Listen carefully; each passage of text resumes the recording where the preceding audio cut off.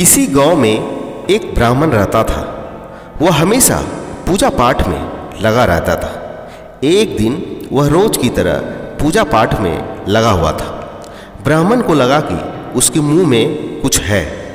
ब्राह्मण ने जब उंगली डालकर उसे बाहर निकाला तो देखा कि यह एक चिड़िया का छोटा सा पंख था। ब्राह्मण को चिड़िया के पंख को देखकर बहुत हैरानी हुई।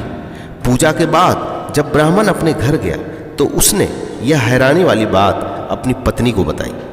साथ में यह बात किसी को नहीं बताने की भी हिदायत दी। उसकी पत्नी ने कहा, ठीक है, मैं किसी को भी नहीं बताऊंगी। यह बात सुनकर ब्राह्मण पत्नी भी काफ़ी हैरान हुई। कुछ समय के बाद ब्राह्मण पत्नी से यह बात पचाई नहीं गई। उसने यह बात अपनी एक सहेली को यह कहकर बता दी कि वह यह बात किसी को नहीं बताएगी। ब्राह्मण पत्नी से कहने में या उसकी सहेली के सुनने में थोड़ा फर्क रह गया। उसने बहुत से पंख कह दिए या बहुत से पंख सुन लिए। ब्राह्मण पत्नी की सहेली ने यह बात आगे अपनी सहेली को बता दी। दोनों को कहने में या सुनने में फिर फर्क रह गया और उसकी सहेली ने पूरी चिड़िया ही सुन लिया।